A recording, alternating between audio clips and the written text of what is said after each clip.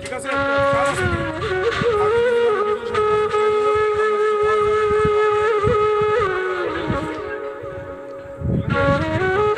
না, ম্যানেজ করে টাকা দিতেছি, এটা আমরা ম্যানেজ করে নেন আমরা